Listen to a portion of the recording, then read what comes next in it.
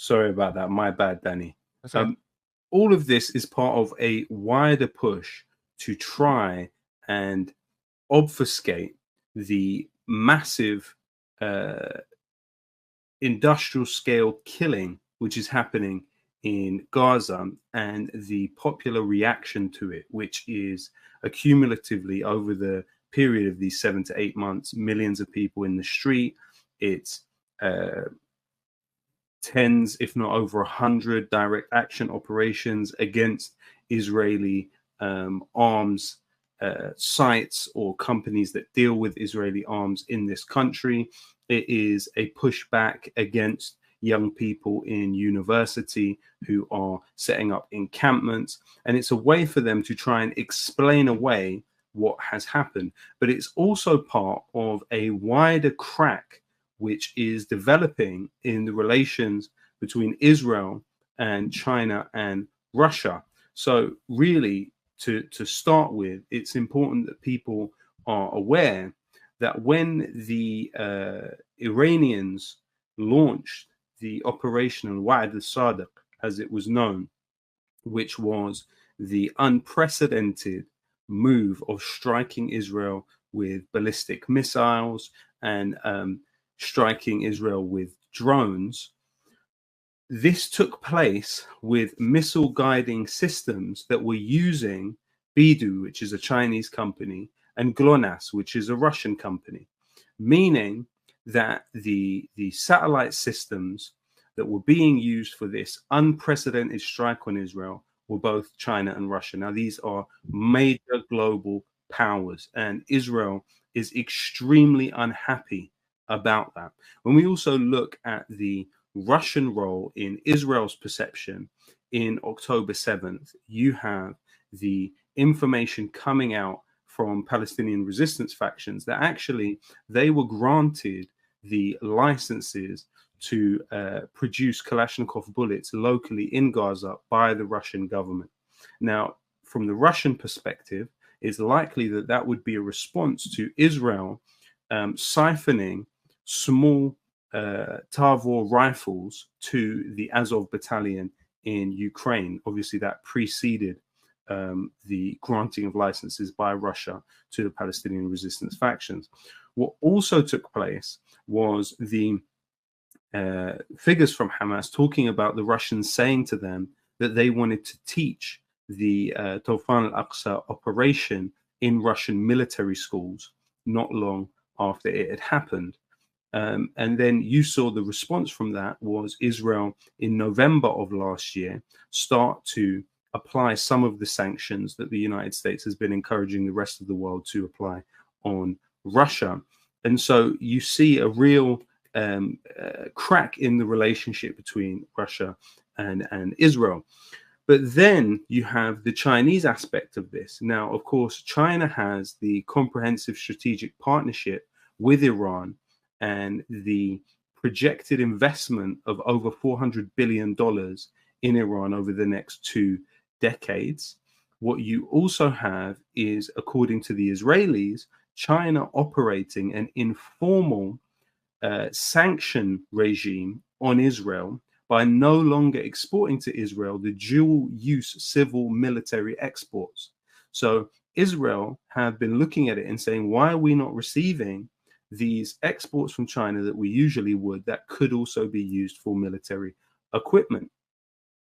What we also know is that when Israel cancelled the working permits of all Palestinians working inside it, just so you get a conception of what we're talking about, 60,000 construction workers within the entity of Israel were Palestinian construction workers. They had their permits to work there cancelled straight away after October 7th. So then Israel looked to China to try and fill the gap in the construction industry. But what did they find? Not only did China not allow workers to go and work in Israel during this period, but pre-October 7th, there were 30,000 Chinese workers within Israel. Post-October 7th, at least 20,000 of them have left and not come back. In addition to that, you also have seen China not condemn the Palestinian resistance factions for carrying out the October 7th attack. And then that in some way has led to a situation where you have the relationship between Israel and China has become more strained, with particularly a lot revolving around the Israeli port of Haifa, which China had invested so much in building up. Now, Israel has decided to allow 70% of the control to fall to an Indian billionaire rather than the Chinese companies that were working there. And of course, that is a real issue. We also know that China has condemned Israeli settlement building, and it sought to bar its citizens from involvement in doing that. So what you're seeing developing, especially when you look at the relationship with Iran and the way that that led to even the resistance in Yemen being able to assert itself in the way it has, that is thanks to China and Iran working out a way for Iran and Saudi Arabia to mend bridges. And that's an amazing, when you think about the extent of human loss and human suffering that the war in Yemen, the Saudi, British, US, and Gulf War on Yemen incurred, you have a massive service to humanity being served. But more importantly than that, you have resistance factions in the region being able to have the space to operate and resist Israel. So on that side, you have Israel militating alongside with the war lobby in the United States against TikTok, and it being wrapped up in a lot of the war propaganda against China. You also have to remember in TikTok, in the case of TikTok, all of the data which TikTok gathers in the United States goes directly to a US company by the name of Oracle. Now, this company, Oracle, is headed and founded by Larry Ellison, one of the richest men in the world. Now, Larry Ellison is also the largest donor to the Friends of the IDF in the history of that company's existence. He also loaned Elon Musk $1 billion with which to buy Twitter. Larry Ellison is so close to the Israelis that he actually offered Benjamin Netanyahu the directorship of this company, Oracle, which seizes all of the data that TikTok, accumulates in the United States. So actually, this idea that China is somehow manipulating public opinion to support Palestinians is just simply not true. That China is somehow using TikTok for purposes of espionage is not true. You have so many of the US key classified databases that the military relies on that goes straight to Oracle. If anything, the United States should be asking the question, and politicians there should be asking, is our data safe with a company where the head of it has not only funded the Israeli military, but also offered the position of director to Benjamin Netanyahu. But on top of that, Safra Katz, who's the current CEO of Oracle, went on record as saying that our company are committed to Israel. These are her exact words. And if our employees have a problem with it, they can find another company to work for. And you have even seen employees of Oracle resign because of the closeness of Larry Ellison to Israel. So here then we get to this point about the Daily Telegraph and their frankly bizarre, outlandish conspiracy theory that actually Russia and China are working to boost my account and others like mine in order to manipulate public opinion towards pro-Palestinian conclusions. Now, the Daily Telegraph historically is one of the closest newspapers, right-wing newspapers, to the British intelligence agencies, even so far as the first Director General of the MI5, that's Britain's internal intelligence agency, Vernon Kell, was actually a Daily Telegraph reporter based in in Southeast Asia, interestingly. Now, when we look even further at this picture, we also know that the Daily Telegraph, I would say, is probably the closest also to the Israeli intelligence agencies when you consider that when Israel wanted to send a message to Britain and say that they would drop their cooperation on an intelligence level with Britain if Jeremy Corbyn was elected, where was the newspaper that scoop was given to? It was given to the Daily Telegraph. Now, in this case of this alleged story about myself and others, the article's claim is that 11% of the accounts that interact with mine are actually fake accounts. Now, numerous studies have found that the average fake follow account on Twitter is around 40%. So that's for large accounts, around 42% of their followers are deemed to be fake. Now, that actually shows that in my case, that 11% is not for people that are following me. That's for people that actually engage with my account.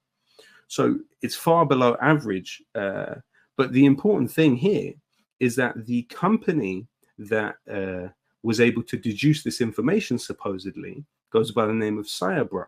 Now, Cyabra, which the Daily Telegraph did not state in the article, is an Israeli social threat intelligence company. Now, this company is so close to the Israeli military that 3 of the founders of Cyabra are veterans of the Israeli occupation forces cyber units. At least 40 of the firm's employees are reserves in the Israeli military who were called up to fight in Gaza.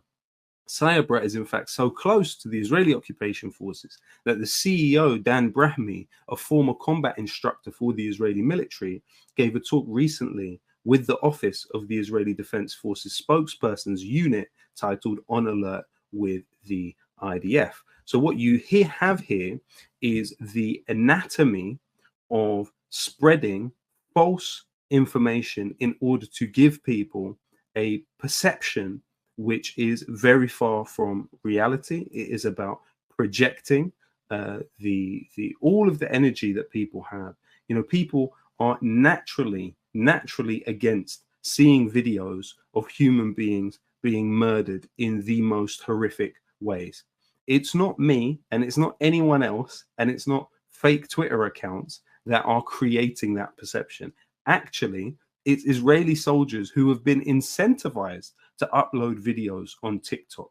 You have units within the Israeli military that are based on encouraging the Israeli military personnel to post online, particularly on TikTok, to try and humanize and beautify the image of this genocidal machine, which is bearing down on the people of Gaza. So yeah, we are a small piece of a much wider picture, but it's significant to say the least.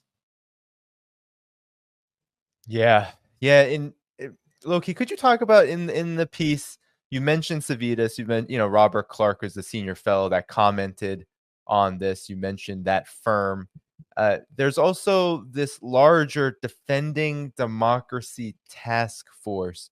Could you talk about that? It seems like a consortium of intelligence, political, military officials, and they're dedicated to, it says, dedicated to protecting democratic integrity in the UK from threats of interference by nations such as Russia and China. I just find it so interesting that we saw this with the proxy war in Ukraine, with NATO's proxy war in Ukraine, this kind of thing happening. Now Russia and China are being dragged into the narrative about Gaza and how Israel's losing the narrative. So could you talk about this Defending Democracy task force? Like what is that? Who's in it? If you know anything about it?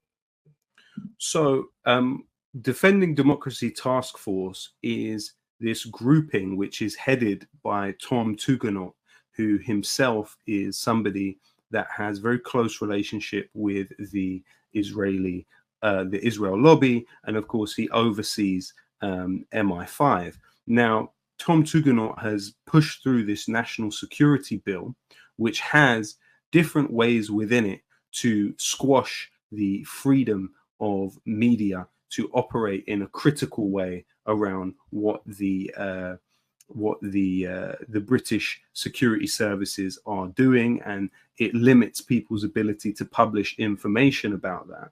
Now, it's my belief that the Defending Democracy Task Force will have some connection to the Integrity Initiative, and or at least those who were involved in the Integrity Initiative. Now, I'm not sure if you remember, this was a grouping that came out of the the Institute for Statecraft, which was a think tank based around pushing for individuals and politicians within Europe who could adopt anti-Russian positions.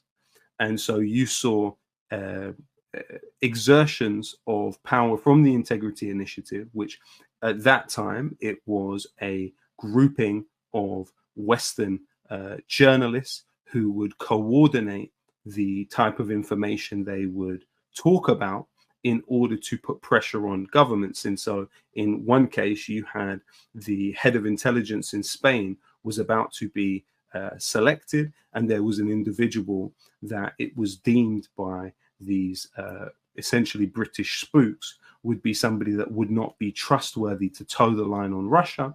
And so they, through a cluster, were able to produce talking points that would be repeated by many of them to push against the selection of this individual as the head of Spanish intelligence. And they were successful actually in that smear campaign.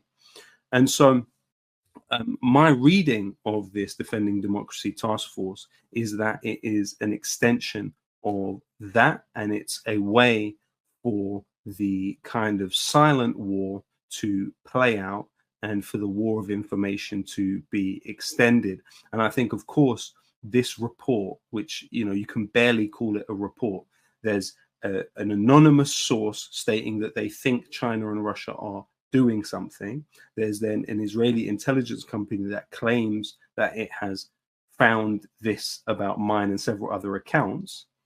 And then it's used, there's no causal connection between what a Whitehall source is claiming is happening and then what they're claiming happens with my account. And so the reader is then led to draw the conclusion that there's a relationship between those two things. But no doubt this will go into a larger body of work that will be used to justify this kind of mysterious institutions operations.